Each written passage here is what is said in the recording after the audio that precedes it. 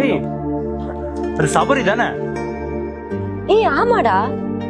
ஏய் college hero.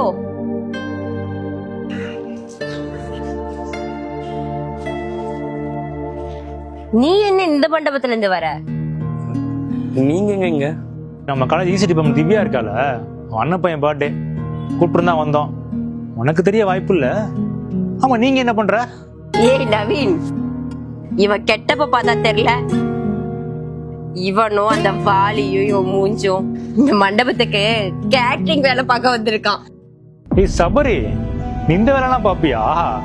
பாத்தியா உன் நேரத்தை?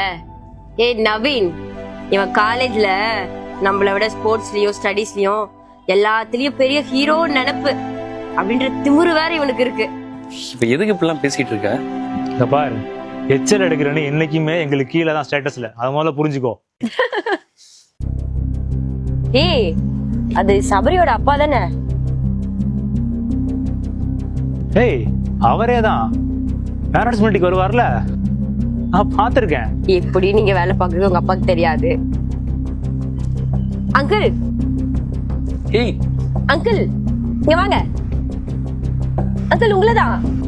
ஏய், அவர் எதுக்கு கூப்பிடுற?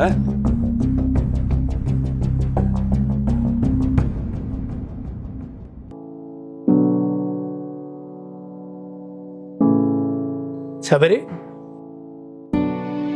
என்ன அங்கிள், உங்க பையனை காலேஜ் தானே படிக்க வைக்கிறீங்க, ஆனா உங்க பையன் என்னடானா கேட்டரிங்ல வேலை பார்த்துட்டு இருக்கான். இதெல்லாம் கேள்வி கேட்க மாட்டீங்களா? என்னப்பா இது? அப்பா, நான் ரொம்ப நாளாவே இந்த பார்ட் டைம் வேலைலாம் பார்த்துட்டு தான்ப்பா இருக்கேன். இது உங்ககிட்ட சொன்னா திட்டுவீங்கன்னு தான்ப்பா உங்ககிட்ட சொல்லல. உன்னை கஷ்டப்பட்டு படிக்க வைக்கிறேன், என்னப்பா இப்படி பண்ற? என்னப்பா நீங்களும் இவங்கள மாதிரியே பேசுறீங்க? நீங்க என்ன கஷ்டப்பட்டு படிக்க வைக்கிறீங்கப்பா, அதை தாண்டி எனக்கும் ஒரு சில செலவுலாம் இருக்கும்ல, அதுக்கு உங்ககிட்ட காசு கேட்டு கஷ்டப்படுத்த வேணாம்னாப்பா இந்த மாதிரி பார்ட் டைம் ஜாப்ல வந்துட்டு இருக்கேன். இதுல என்னப்பா தப்பு இருக்கு? நீங்க போன செமஸ்டருக்கு உங்க வீட்டுல இருந்து எவ்வளவு ஃபீஸ் வாங்கி கட்டினீங்க? 15,000 ரூபாய். ஆனா நான் எங்க வீட்டுல வாங்கவே இல்லை. நான் வேலைக்கு போய் சேவ் பண்ண காசுல இருந்து கட்டினேன்.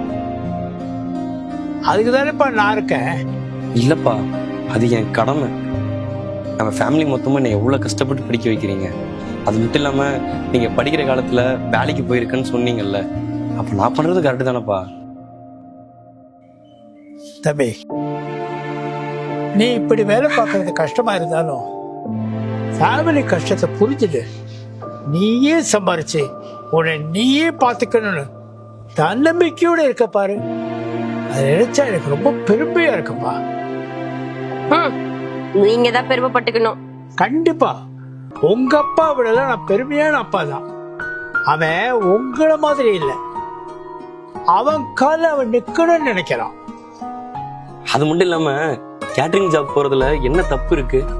மத்தவங்களுக்கு வயிறார சாப்பாடு போடுற வேலைய சந்தோஷமா பண்றேன். எங்க மாதிரி மிடில் கிளாஸ்ல பிறந்து காலேஜ் படிக்கிற பசங்களுக்கு எல்லாம் கேட்டரிங் ஜாப் மாதிரி ஏகப்பட்ட ஜாப் இருக்கு. அதெல்லாம் நாங்க சந்தோஷமாவும் சுயமரியாதையோடையும் பண்ணி உழைச்சி எங்களுக்கான காசை நாங்க ஏர்ன் பண்றோம். புரியுதா? சும்மா ஊர் சுத்திட்டு இருக்க உங்களுக்கு எல்லாம் இதெல்லாம் எங்க புரிய போகுது? தம்பி, வேலையை பார்த்து பண்ணுப்பா. சரிப்பா, நான் பாத்துக்கிறேன். நீங்க போற வேலைக்கு போங்கப்பா. எனக்கு நிறைய உள்ள வேலை இருக்கு. வந்து உட்காருங்க, வயிறார சாப்பாடு போடுறேன், சாப்பிட்டு போங்க.